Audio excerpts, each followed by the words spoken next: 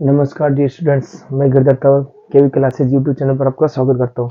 आज अपन करने वाले हैं प्रश्न नंबर 6.3 कक्षा 10th का जो है अपन प्रश्न नंबर 2 करने वाले। ठीक है, इसमें अपने को चित्र दे रखा है बेटा। देखिए यहाँ पर दे रखा है DOC और यहाँ OBA और यहाँ पर इस कोण का मान दे देखो BOC। कोण BOC कहाँ पर है? देखिए BOC ये रहा 125 दिया हुआ है, ये अपने को दे रखा है। फिर CDO, कौन CDO भी दे रखा है, देखो CDO ये वाला कौन भी दे रखा है। अपने को ज्ञात क्या करना है? अपने को ज्ञात करना है DOC। कहाँ पर है DOC? DOC ये वाला कौन ज्ञात करना है। ठीक है, और दूसरा ज्ञात करना है DCO दूसरा ये वाला कौन ज्ञात करना है अपने को। ठीक है, और ज्ञात करना है OAB ये वाला कौन ज्ञात करना है। तो ठीक है बेटा, चलो करते हैं।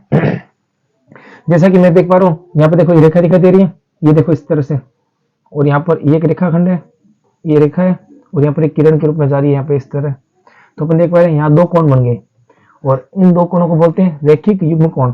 जब एक रेखा पर दो कोण या दो से ज्यादा कोण बनते हैं उसको क्या बोलते हैं? रैखिक युग्म कोण। और इन कोणों का जोड़ कितना होता है? 180 होता है। जैसे आप देख पा रहे हो ये रेखा जा रही है, इस रेखा पर यहाँ पर किरण के रूप में यहाँ एक रेखाखंड है, तो यहाँ पर और यहाँ पर जो दो कोण बन रहे हैं उनका योग होगा 180। तो देखो 125 यहाँ दे रखा है, ठीक है ना, यहाँ लिख दिया O, यहाँ C, यहाँ B।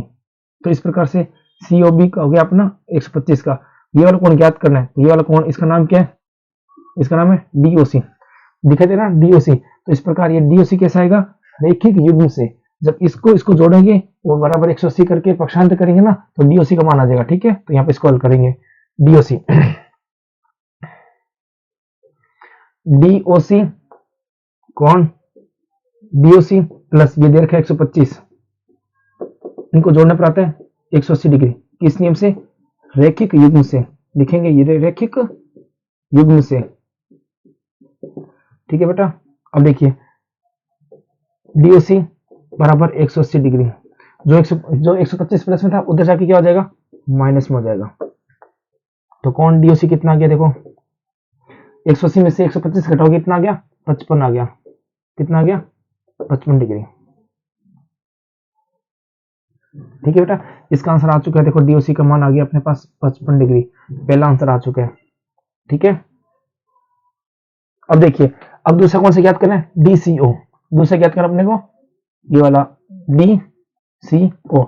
अब जैसे अपने 55 निकाला, DOC इसका मान आ गया 55, तो मैं लिख दूंगा 55 डिग्री।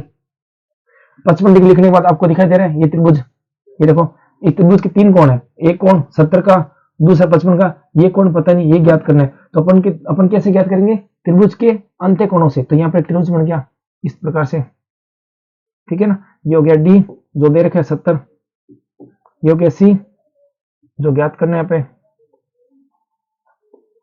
और ये दे रखा है यहाँ पे 55। तो यहाँ दे रखा है 55। ठीक है, तो पहले त्रिभुज DOC लेंगे, त्रिभुज DOC से इस वक्त त्रिभुज में देखेंगे, इस त्रिभुज के तीनों कोणों का जोड़ कितना है? 180। तो पहला कोण ले लिया 70 डिग्री, दूसरा ले लिया 55 डिग्री, तीसरा C जिसका नाम पता नहीं है ना, इसका मान नहीं पता कितनी डिग्री का है, तो इस C का नाम क्या हो सकता है? OCD बोल सकते हैं, यहाँ DCO बोल सकते हैं। यहाँ पर क्या नाम लिया गया? यहाँ DCO लिया गया है, तो अपन लेंगे DCO। तो यहाँ पर लेंगे कौन? DCO बराबर 180 डिग्री। इन दोनों को जोड़े कितना आ गया? 125 आ गया। ठीक है ना, DCO बराबर 180। अब ये 125 है, उधर पक्षांतर कर दो, कितना आ जाएगा? DCO बराबर 180। 125 इधर प्लस में, उधर जाके क्या आ जाएगा? माइनस में। तो ये अपना आंसर आ जाएगा 55 डिग्री। 180 में से 125 घटाओगे ना, कितना आ जाएगा? 55 डिग्री। ठीक है, ये आ गया दूसरा आंसर अपना। तो यहाँ लिख देंगे ये भी 55 डिग्री का आ गया। ठीक है, अब क्या ज्ञात करना है? अब तीसरा कौन? OAB ज्ञात करना है। तो कहाँ है? OAB ये ज्ञात करना है। अब यहाँ पर बच्चे क्या कर देंगे? मिस्टेक करेंगे। बच्चे क्या करेंगे? यहाँ पर देखेंगे कि ये Z बन रहा है सर, ये देखो सर Z बन रहा है, तो यहाँ पर ये 55 आया होगा आपका, तो यहाँ पर सर 55 कर दो। ऐसा बोलेंगे। ये 55 है तो ये 55 को दो। मैंने कहा किस नियम से हुआ बराबर, तो आप बोलोगे सर यहाँ देखो z बन रहा है, तो यहाँ सर एकांतर के हिसाब से ये 55 है तो ये भी 55 हो जाएगा। एकांतर नियम के अकॉर्डिंग ये 55 है तो 55 हो जाएगा। मैंने कहा बिल्कुल गलत, यहाँ पर एकांतर का नियम नहीं लगा सकते। क्यों? क्योंकि इस रेखा और इस रेखा के बारे में ये नहीं बोला गया है कि समांतर है क्या। अगर डीसी और इस एबी के बारे में बोलता कि समांतर है तो यहाँ पर एकांतर का नियम लगता। जो एकांतर का नियम है ना, समांतर रेखाओं के बीच में यूज होता है, ठीक है ना। इस रेखा और इस रेखा के लिए समांतर है, ये कुछ बोला नहीं गया है, तो इसलिए अपन यहाँ एकांतर का नियम नहीं लगा सकते। तो फिर इसका मान कैसे निकालेंगे? देखो, तो इसका मान यहां से निकलेगा, ये दे रखा है ना, ओडीसी और ओबीए क्या है, समरूप है, तो यहां से निकलेगा त्रिभुज ओडीसी समरूप है त्रिभुज ओ बी ए, यहां से निकलेगा। अपने को याद है कि जब दो त्रिभुज परस्पर समरूप होते हैं तो उनके संगत कोण बराबर होते हैं और उनकी भुजाओं का अनुपात समानुपात होता है। तो अपने को कोण ज्ञात करना है, तो कोण के नियम के अकॉर्डिंग ये दोनों के दोनों त्रिभुज समरूप है, तो इस त्रिभुज के कोण और इस त्रिभुज के संगत कोण क्या होंगे? बराबर होंगे।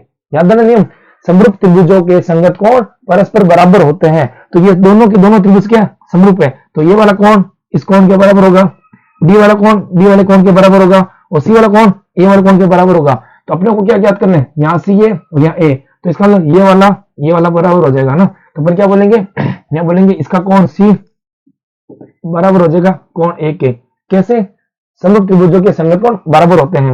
मैंने लिखा ना, इस वाले त्रिभुज का कोण सी और इस वाले त्रिभुज का कोण ए परस्पर बराबर है। क्यों? क्योंकि देखो अपने को ये चीज ज्ञात करनी है, ये वाला कोण ज्ञात करना है, इसका नाम ए है तो इसलिए यहाँ ए आया। तो ए वाला कोण किसके बराबर होगा? ये देखो, ए वाला कोण सी के बराबर होगा, तो ये वाला और ये सी वाला। यहाँ 55 आया, यहाँ कितना है? देखो यहाँ 55 आया सी का मान, तो ये भी 55 हो जाएगा। तो अपन लिख देंगे ये बराबर क्यों हुआ, लिख देंगे समरूप त्रिभुजों के संगत कोण बराबर होते हैं, संगत कोण बराबर होते हैं।